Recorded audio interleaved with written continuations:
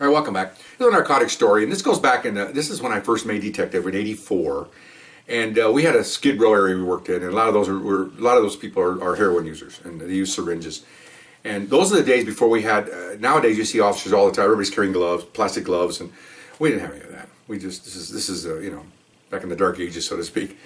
So, you know, we had some areas that were selling narcotics, and we'd roll up, 4 of us, and jump out and grab people, and people looking for people under the influence and whatever. So this happened one afternoon, and we had like 6 people. We jump out, 4 of us, line everybody up. Got a guy in the end, got a hold of his hand, and I'm searching. Well, you know, I've been on the job like 14 years now, and you get kind of lazy, and not lazy, but you get a little routinely, I guess you'd call it. No, that's not even a word, but we just kind of do things, you know, by the numbers. You know, I reach the pockets for a gun, reach in the waistband, nothing there, and I go into his pockets to check for dope, and I get a syringe right here through my web of my hand, okay? And I went, and I pulled it out. It was still hanging from my hand. I went, son of a, you know, so I pull it out, and it's heroin, obviously, you know. That's what we're looking for. So I went, dang, and it didn't hurt that much, but I was mad because I let myself do that, and it could be something in that, okay? Not necessarily the drug, which is a bad thing also, but these guys have hepatitis, they have syphilis, they have, you know, you name it, they got it, okay? So I cuff them.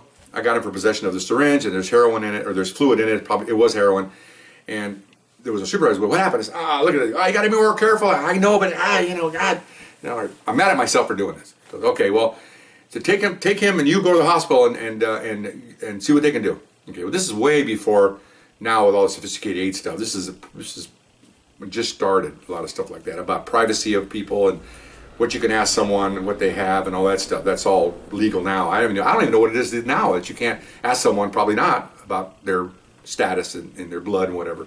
So we pull into to the hospital. It's a contract hospital. A lot of cops go there. And I go inside. I tell them what happened. And I said, yeah, and I want you to draw blood from this guy, and so we can test it, because I got hit here, and you know, they gave me a couple of shots, but what can they do? They just, you know yet. Well, he has to give us permission. So he's standing there, right? He speaks English, so I could tell him. He goes, no. I said, what? He says, no, you're not taking my blood. So we'll be right back. I take him outside. Okay. Another story on realcopstoryvideos.com, which I did some things that are unethical, not illegal, probably shouldn't have done it. This is one of them, okay? I took him aside. I said, no, look, let me explain something to you. I said, this is your needle, this is your dope, and that's your blood on there. I said, I got shot with your needle. I said, I need to know whether you have AIDS, hepatitis, syphilis, or whatever, and I need your blood to check that. Now, we're going to do it one of 2 ways. You're going to sit down at the table, and the nurse is going to take your blood, or I'm going to knock you out, and I'm taking it from your mouth. And I'm this far away from him. I said, you decide what you want to do. He just looks at me. Now, he's Latino. I'm Latino. It's a real-life Mexican standoff, okay? It'd be sound some kind of weird terminology. That's exactly what it was. And he goes, I guess I'll give blood. No, you will give blood. Are we clear? Yeah. All right. We walk in. He'll take blood now. Sit him down, wrap around, take the blood.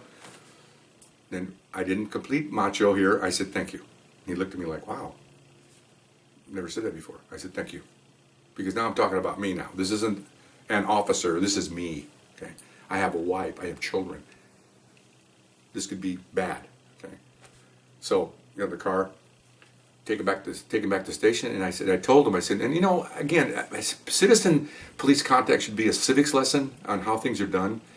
And so I drove him back near where we got him, just me and him, nobody else out there. And I go, you know something? He goes, what? I said, because you did that. He's looking at me. What is he going to do to me? I said, I'm going to let you go. He goes, what? I said, I'm going to let you go. I'm going to write you a ticket for that syringe, but I'm not going to arrest you. You're not going to put me in jail? No. And that's good for them, but I'll tell you why. They're hooked on drugs. You put them in jail for 2 days, they're going to have to go through withdrawals. So he knows the drill. If I let him go, he can just go off his merry way and he's fine. He likes that. You see a look on his face like, whoa. So I wrote him a ticket. He signed it for the syringe, misdemeanor. Took the cuffs off. I said, gracias. He goes, de nada. In other words, you're welcome. And off he went. I don't know whether, I doubt if it changed him, but I think it was one of those things where the macho came in, we had an understanding, and then he was thanked for it, and then our macho level went down, and then we're off and doing our thing, and it was nothing. And then they turned out, they tested it, and he was fine. It was no Nothing in his blood, thank goodness. So that means nothing in my blood, nothing on the needle. So it looked out okay. But I was just mad. I was mad at myself more than anything else because I shouldn't. You always pat the outside first, and then if you can feel the shape of the syringe, and then you cuff them, of course, and you gingerly open it up. And that time it wasn't cuffed, so you try to do everything in a hurry, and you shouldn't do that. And even if you had plastic gloves on, it wouldn't have stopped it. It would have gone right through it anyway.